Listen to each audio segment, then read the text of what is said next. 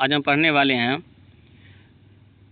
BA part 1, 2, 3 या इसे आप सेमेस्टर 1, 2, 3, 4, 5 पे आप बांट सकते हैं, जिसमें से मध्य भारत और आधुनिक भारत का भी आए 100 सवाल और जवाब के बारे में आज हम जानेंगे। तो सबसे पहला सवाल है मेरा कि पानीपत की पहली लड़ाई कि इनके मध्य लड़ी गई, यानी किनके मध्य पानीपत की पहली जो लड़ाई हुई थी वो किनके मध्य लड़ी गई थी। तो यहाँ पे जवाब नंबर 1 का ए है, बाबर एवं इब्राहिम लोदी के बीच। बाबर एवं इब्राहिम लोदी के बीच जो है पानीपत की पहली लड़ाई लड़ी गई थी, वो 1526 ईस्वी था, अप्रैल 1526 ईस्वी। सवाल नंबर 2 है, अकबर का जन्म कहाँ हुआ था।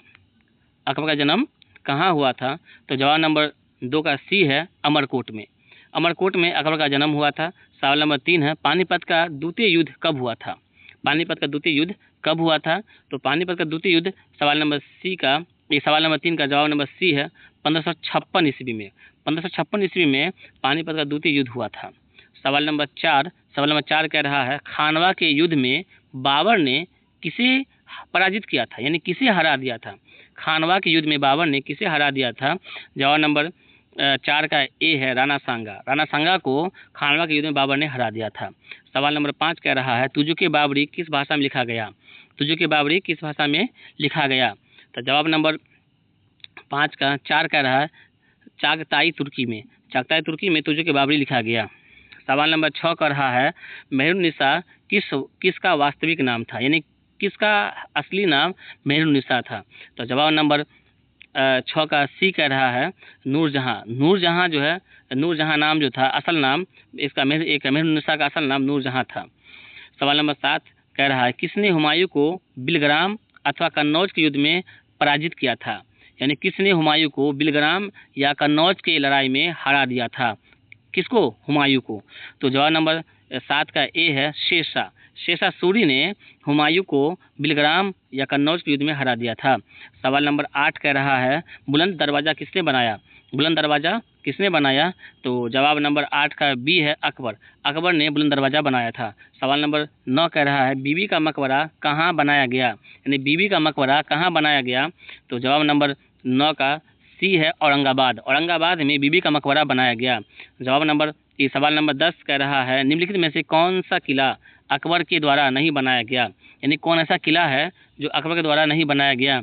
तो जवाब नंबर 10 का डी है, दिल्ली का लाल किला। दिल्ली का लाल किला अकबर द्वारा नहीं बनाया गया, बल्कि लाहौर का किला अकबर द्वारा बनाया गया है, आगरा किला अकबर द्वारा बनाया गया है, इलाहाबाद का किला अकबर के द्वारा बनाया गया, लेकिन दिल्ली का किला जो है अकबर के द्वारा नहीं बनाया गया है।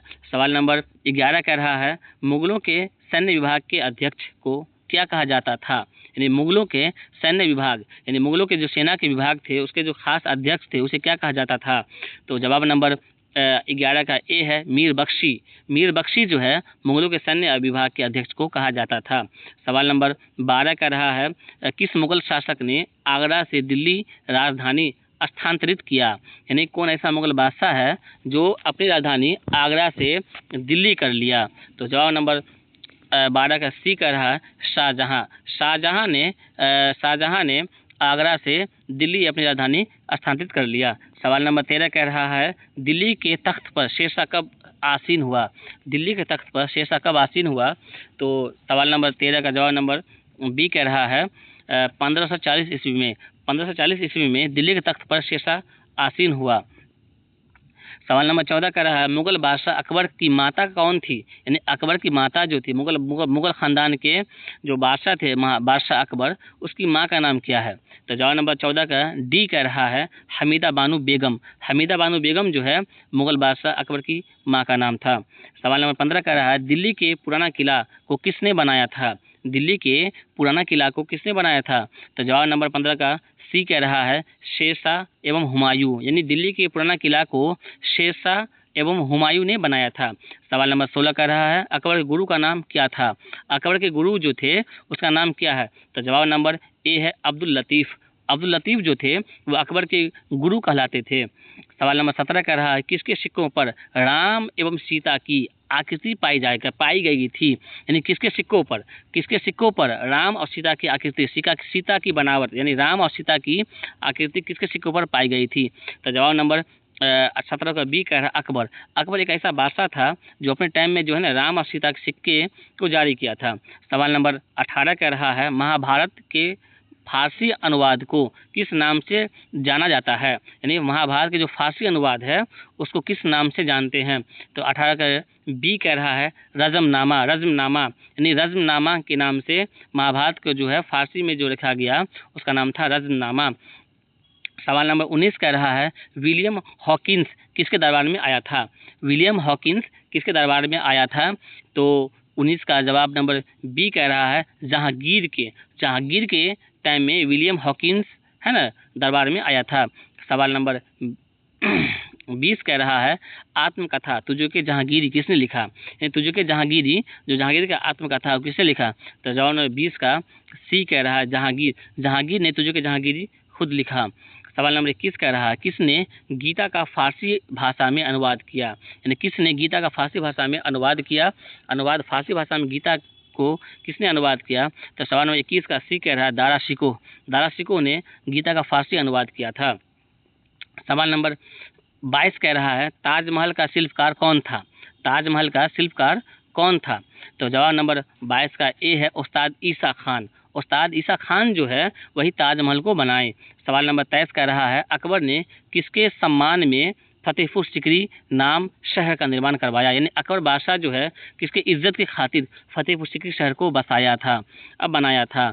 तो जवाब नंबर 23 का बी कह रहा है शेख सलीम चिश्ती रहमतुल्लाह अलैह, है ना, अकबर ने शेख सलीम चिश्ती रहमतुल्लाह अलैह के सम्मान में जो है फतेहपुर सिकरी का निर्माण करवाया था। और फतेहपुर सिकरी में ही बुलंद दरवाजा है। सवाल नंबर 24 कह रहा नगर के पुलिस प्रमुख को क्या कहा जाता था, सवाल नंबर 24 का सी कह रहा है कोतवाल नगर के पुलिस प्रमुख यानी पुलिस के खास जो होते हैं है ना उसको उस जमाने में नगर के पुलिस प्रमुख जो थे खास उसे कोतवाल कहा जाता था। तो सवाल नंबर 25 कह रहा है भक्ति कवि सूरदास यानी भक्ति कवि सूरदास किस मुगल शासक के समकालीन थे, मतलब सूरदास जो थे वो कौन मुगल बादशाह के दौर के थे। तो जवाब नंबर 25 का बी कह रहा है अकबर के समकालीन सूरदास थे। सवाल नंबर 26 कह रहा है इनमें से कौन न्याय की कड़ी से संबंधित थे, तो सवाल नंबर 26 का जवाब नंबर सी है जहांगीर को न्याय का जंजीर भी कहा जाता है और न्याय की कड़ी से उसे मशहूर हुए। सवाल नंबर 27 कह रहा है अकबर का राज्यारोहण कहाँ हुआ, तो 27 का जवाब है जवाब नंबर डी कालानौर में अकबर का राज्यारोहण हुआ। सवाल नंबर 28 कह रहा है अकबर ने पहली बार सागर का दर्शन कहाँ किया, यानी अकबर जो है जिंदगी में सबसे पहली मर्तबा समुद्र को कब देखा। सवाल 28 का बी कह रहा है खंभात में अकबर ने यानी गुजरात में है ना अकबर ने सबसे पहले समुद्र को देखा। सवाल नंबर 29 कह रहा है किस राजपूत वंश ने अकबर के समक्ष आत्मसमर्पण नहीं किया, मतलब कौन ऐसा राजपूत वंश था जो अकबर के सामने अपने आप को मतलब सरेंडर नहीं किया। तो 29 का बी कह रहा है सिसोदिया राजपूत परिवार जो है वो अकबर के सामने आत्मसमर्पण नहीं किया था। सवाल नंबर 30 कह रहा है प्रसिद्ध चित्रकार उस्ताद मंसूर किस शासक के दरबार में फले फूले, मतलब प्रसिद्ध चित्रकार उस्ताद मंसूर किस शासक के दरबार में फले फूले। तो जवाब सवाल नंबर 30 का बी कह रहा है जहांगीर प्रसिद्ध चित्रकार उस्ताद मंसूर के शासक दरबार में फले फूले। सवाल नंबर 31 कह रहा है शाहजहां के मयूर सिंहासन को कौन ले गया, मतलब कौन ऐसा बादशाह था जो शाहजहां के यानी कौन था जो शाहजहां के मयूर सिंहासन को वो ले गया। तो 31 का जवाब नंबर सी है नादिर शाह ने शाहजहां के मयूर सिंहासन को ले गया। सवाल नंबर 32 कह रहा है कौन शाह ए बेखबर के नाम से माना जाना जाता है, यानी कौन शाह ए बेखबर के नाम से जाना जाता था, मतलब कौन ऐसा है बादशाह है जिसे कहा गया शाह ए बेखबर यानी हर चीज़ से बेखबर हो जाना। तो 32 का जवाब नंबर डी कह रहा है बहादुर शाह प्रथम जो था उसे उसे क्या जाना जाता है, उसे शाहजहां बेखबर के नाम से जाना जाता है। सवाल नंबर 33 का रहा है, निम्नलिखित में से किसने रानी दुर्गावती के हाथों राज्य का स्वाद चखा। मतलब किसने यानी कौन ऐसा बादशाह था जो रानी दुर्गावती के हाथ से है ना हार का स्वाद चखा। तो जवाब नंबर 33 का ए का रहा अकबर। अकबर जो है रानी दुर्गावती के हाथ से हार का स्वाद चखा। सवाल नंबर 34 का रहा है, औरंगजेब ने दारा को किस युद्ध में निर्णायक रूप से पराजित किया। मतलब औरंगजेब बादशाह जो थे दारा शिकोह को किस युद्ध में एकदम पूरी तरह मतलब निर्णायक रूप से हरा दिया था।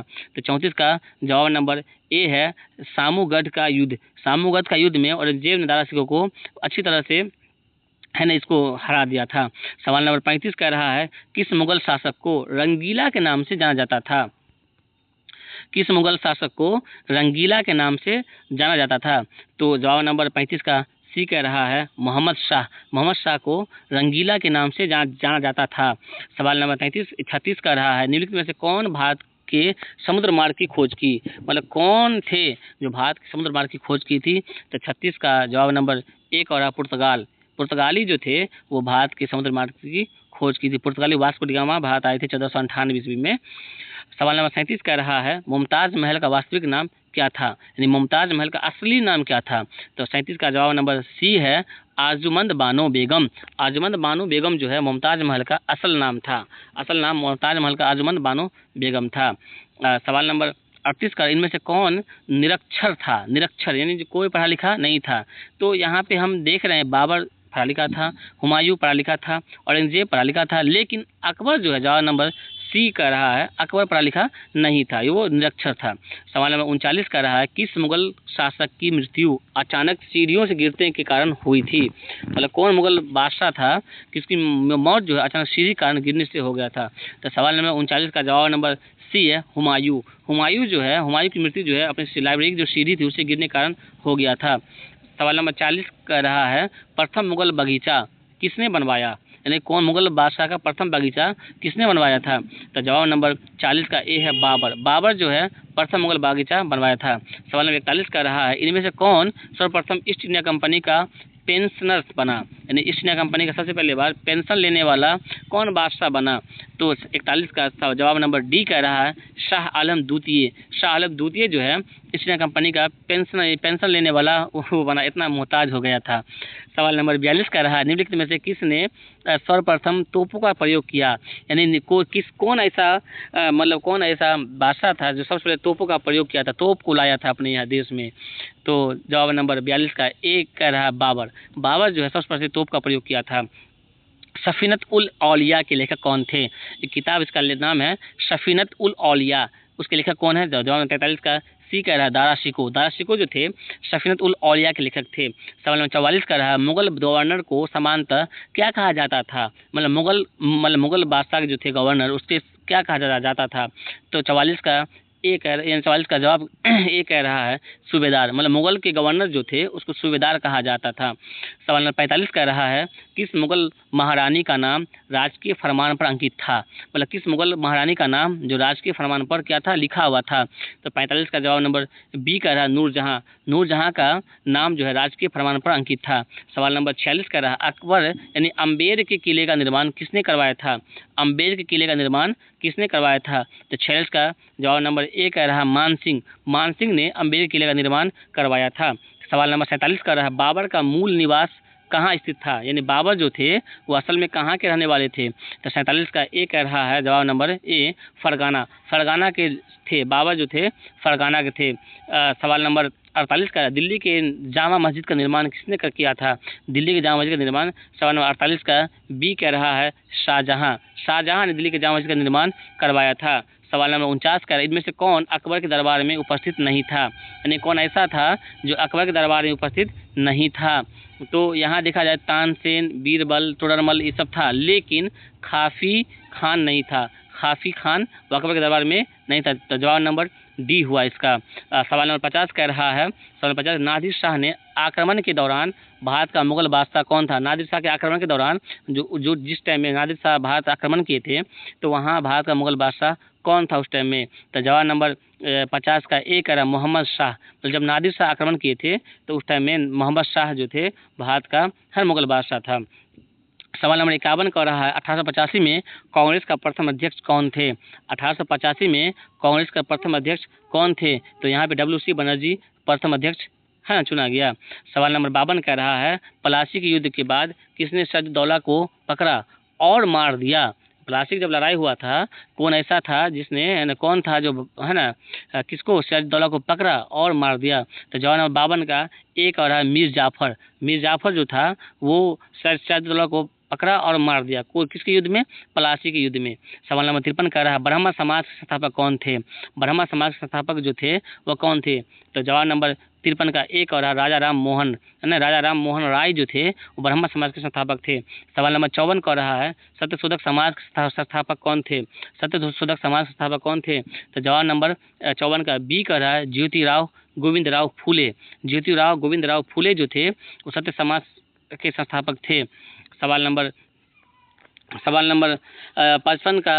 55 कह रहा है द्वितीय आंग्ल मैसूर युद्ध के समय गवर्नर जनरल कौन था? द्वितीय आंग्ल मैसूर युद्ध के समय कौन था गवर्नर जनरल? तो 55 का सवाल नंबर 55 का जवाब नंबर सी कह रहा है वारेन हेस्टिंगटन है ना। वारेन हेस्टिंग्स जो था वो द्वितीय मैसूर युद्ध जो हुआ था उस टाइम में गवर्नर जनरल वारेन हेस्टिंग्स था। सवाल नंबर 56 कह रहा है भारत छोड़ो आंदोलन के समय भारत का वायसराय कौन था? भारत छोड़ो आंदोलन के समय भारत का वायसराय कौन था? तो जवाब नंबर 56 का एक और है लॉर्ड लिन लिथगो। लॉर्ड लिथगो जो था वो भारत छोड़ो आंदोलन के समय भारत का वायसराय था। सवाल नंबर 57 कह रहा है श्री नारायण धर्म परिपालन योग्य की स्थापना किसने की? श्री नारायण धर्म परिपालन योग्य की स्थापना किसने की?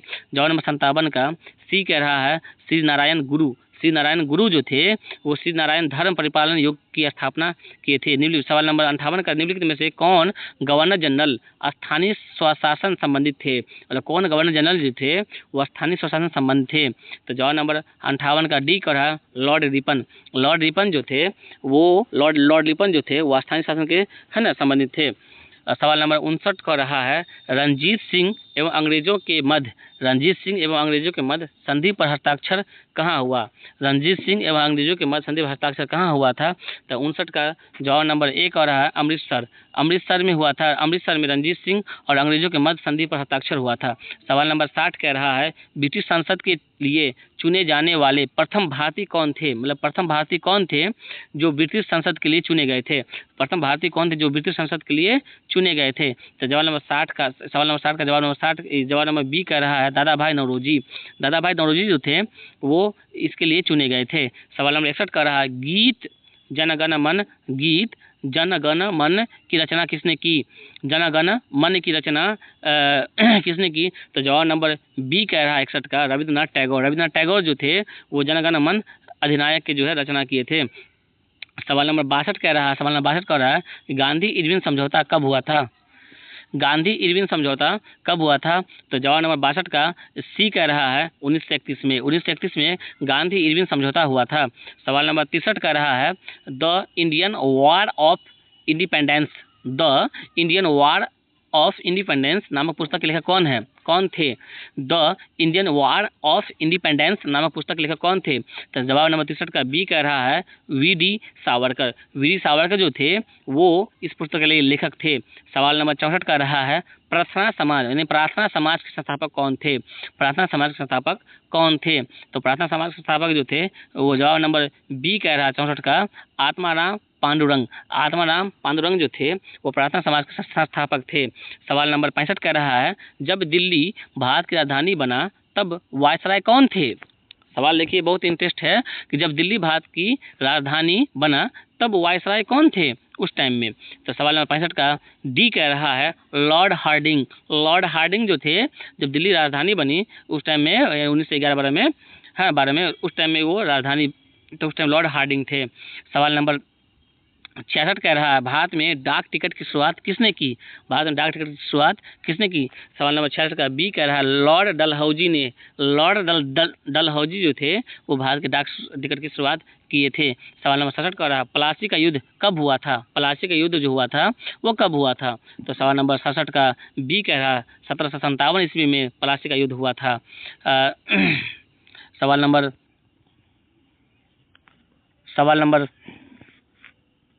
68 कह रहा है कि किस गवर्नर जनरल ने पंजाब को ब्रिटिश साम्राज्य में शामिल किया। मतलब कौन ऐसा गवर्नर जनरल थे जो पंजाब राज्य को यानी पंजाब को जो है वो इसमें है ना ब्रिटिश साम्राज्य में शामिल किया। तो 68 का जवाब नंबर ए आ रहा है लॉर्ड डलहौजी ने। लॉर्ड डलहौजी जो थे वो पंजाब को ब्रिटिश राज्य में शामिल किया। सवाल नंबर 69 कह रहा है 1857 का विद्रोह किस स्थान से प्रारंभ हुआ था। यानी 1857 ईस्वी का विद्रोह किस स्थान से शुरू हुआ था। तो जवाब नंबर 69 का डी का रहा मेरठ। मेरठ से जो है जो उत्तर प्रदेश में है वहाँ से जो है 1857 ईस्वी का विद्रोह हुआ था। सवाल नंबर 70 कह रहा है वांडीवास का युद्ध कब हुआ था। यानी वांडीवास का युद्ध जो हुआ था वो हुआ था कब हुआ था। तो वांडीवास का युद्ध जो हुआ था वांडीवास का युद्ध जो हुआ था सवाल नंबर 70 का बी कह रहा है 1760 ईस्वी में। 1760 ईस्वी में वांडीवास का युद्ध हुआ था। सवाल नंबर 71 कह रहा है इनमें से किसने अंग्रेजों के साथ सालबाई की संधि पर हस्ताक्षर किया। मतलब किसने अंग्रेजों के साथ सालबाई की संधि पर हस्ताक्षर यानी साइन किए थे किसने। तो सवाल नंबर 71 का डी कह रहा है मराठा। मराठा जो थे वो सालबाई की संधि पर हस्ताक्षर किए थे। सवाल नंबर 72 कह रहा है हिंदू विधवा पुनर्विवाह अधिनियम कब पारित हुआ था। यानी हिंदू विधवा पुनर्विवाह अधिनियम कब लागू हुआ था। सवाल नंबर 72 का सी कह रहा है 1856 ईस्वी में।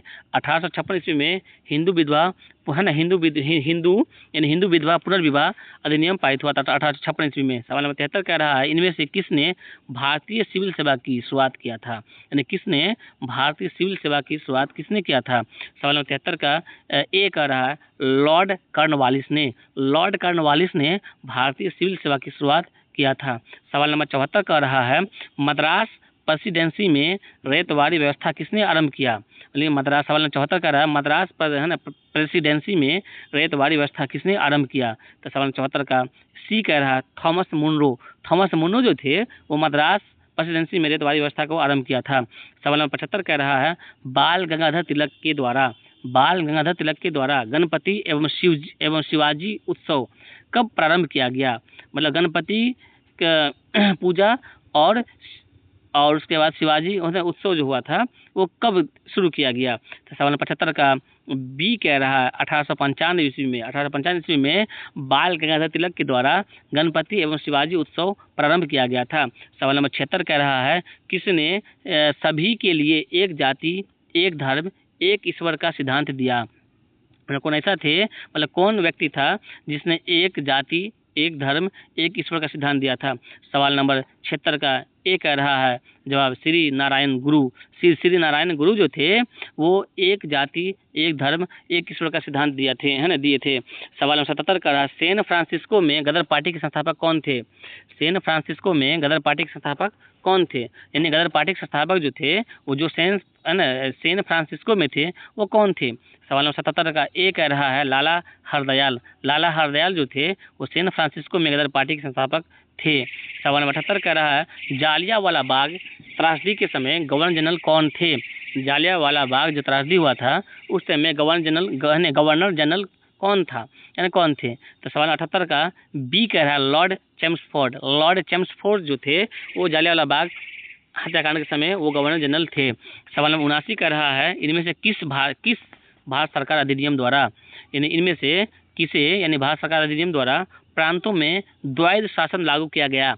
यानी किसको प्रांतों में द्वैध शासन लागू किया गया। सवाल नंबर 79 का सी कह रहा है भारत सरकार अधिनियम 1919 को लागू किया गया। सवाल नंबर 80 कह रहा है इनमें से कौन नरम दल के नेता नहीं थे। नरम दल के नेता नहीं थे। तो नरम दल गरम दल के यानी यहाँ पे नरम दल की बात की जा रही है। नरम दल के नेता कौन नहीं थे। तो सवाल नंबर 80 का सी कह रहा है फिरोज शाह मेहता। यानी फिरोज शाह मेहता जो थे ये नरम दल के नेता नहीं थे लेकिन बाल गंगाधर तिलक गरम दल के नेता थे यानी नरम दल के नेता थे। दादा भाई नौरोजी थे। गोपाल कृष्ण गोखले थे लेकिन ये 80 का जो सी कह रहा है फिरोज शाह मेहता ये नहीं थे। सवाल नंबर 81 कह रहा है भारतीय राष्ट्रीय कांग्रेस का प्रथम अधिवेशन कहाँ हुआ था। भारतीय राष्ट्रीय कांग्रेस का प्रथम अधिवेशन कहाँ हुआ था। तो भारतीय राष्ट्रीय कांग्रेस का प्रथम अधिवेशन जो हुआ था वो बॉम्बे में हुआ था। एक संस्कृत विद्यालय में हुआ था। ज़्यादा लंबा बात नहीं करेंगे नहीं तो वीडियो लंबा हो जाएगा इसलिए। सवाल नंबर 82 कह रहा है किस गवर्नर जनरल ने वर्नाकुलर प्रेस अधिनियम को समाप्त किया। मतलब कौन ऐसा गवर्नर जनरल था जो वर्नाकुलर प्रेस को जो है अधिनियम को जो रात जो है ना अपना भाषा बदल दिया था वर्नाकुलर प्रेस के कारण एक पत्र था अखबार था। तो चलिए यहाँ किस गवर्नर जनरल ने वर्नाकुलर प्रेस अधिनियम को समाप्त किया था? तो सवाल नंबर 82 का जवाब नंबर बी कह रहा है लॉर्ड रिपन। लॉर्ड रिपन जो थे वर्नाकुलर प्रेस अधिनियम को समाप्त कर दिए थे। सवाल नंबर 83 कह रहा है खुदाई खिदमतगार के संस्थापक कौन थे?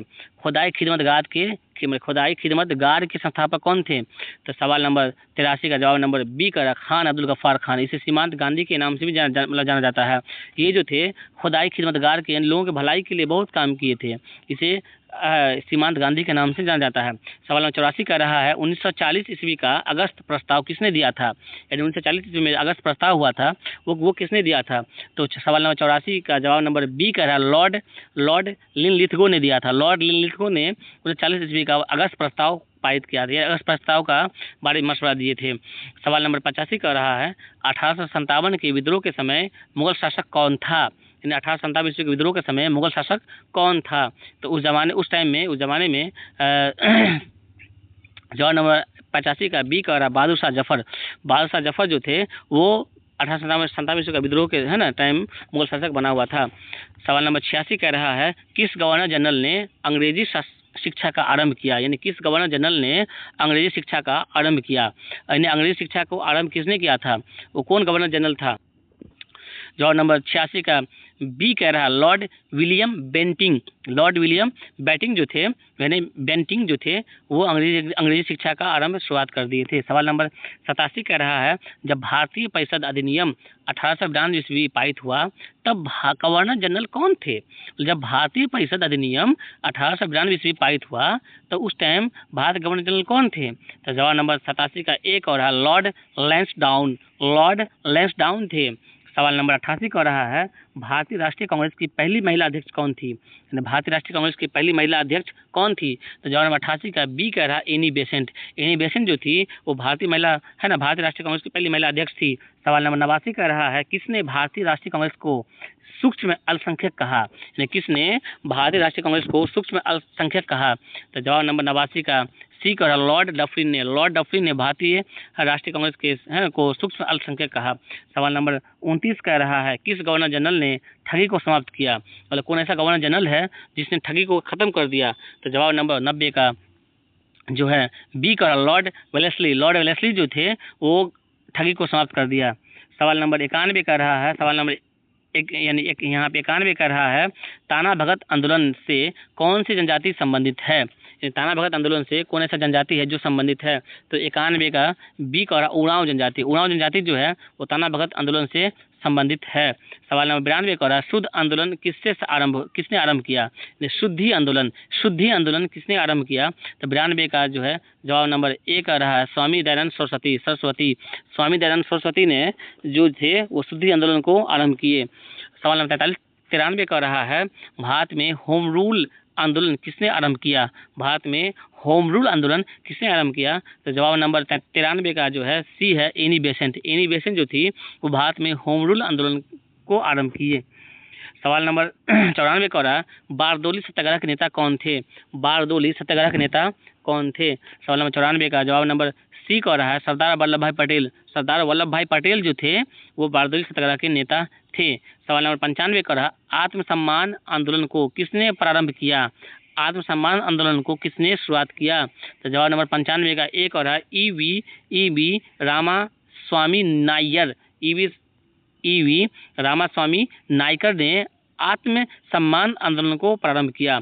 सवाल नंबर 96 कह रहा है किस घटना के कारण असहयोग आंदोलन को वापस ले लिया गया? यानी कौन ऐसा घटना था जो असहयोग आंदोलन को वापस ले लिया गया? तो 96 का जवाब नंबर बी कह रहा है चौरी चौरा की घटना के बाद जो है असहयोग आंदोलन को महात्मा गांधी वापस ले लिए थे। और उसने महात्मा गांधी ने कहा था कि जीवन में सबसे बड़ी भूल हुई हमसे। सवाल नंबर 97 कह रहा है भारत छोड़ो आंदोलन के दौरान कहाँ समांतर सरकार स्थापित किया गया? भारत छोड़ो आंदोलन के दौरान कहाँ समांतर सरकार स्थापित किया गया? जवाब नंबर 97 का सी कह रहा बलिया में भारत छोड़ो आंदोलन के दौरान समांतर सरकार को स्थापित किया गया। सवाल नंबर 98 कह रहा है किसने गांधी के साथ नमक सत्याग्रह आंदोलन का नेतृत्व किया, यानी गांधी जी के साथ किसने नमक सत्याग्रह का आंदोलन का नेतृत्व किया था। तो जवाब नंबर 98 का डी कह रहा है सरोजिनी नायडू। सरोजिनी नायडू जो थी गांधी जी के साथ नमक सत्याग्रह आंदोलन का नेतृत्व की थी। सवाल नंबर 99 कह रहा किसने भारतीय राष्ट्रीय कांग्रेस के लिए सेफ्टी बल्ब का सिद्धांत दिया था। सेफ्टी बल्ब का सिद्धांत किसने दिया था। तो जवाब नंबर बी का लाला लाजपत राय। लाला लाजपत राय जो है सेफ्टी बल्ब का सिद्धांत दिया था। सवाल नंबर 100 का रहा है भारतीय राष्ट्रीय कांग्रेस का पहला मुस्लिम अध्यक्ष कौन थे। तो भारतीय राष्ट्रीय कांग्रेस का पहला मुस्लिम अध्यक्ष जो थे वो जवाब नंबर 100 का बी का रहा बदरुद्दीन तैयबजी। बदरुद्दीन तहन यहाँ पे तैयबाजी लिखा है लेकिन तैयबजी होना चाहिए। बदरुद्दीन तैयबजी भारतीय राष्ट्रीय कांग्रेस के पहला मुस्लिम अध्यक्ष थे। इसी तरह आगे और भी आते रहेंगे इंशाल्लाह।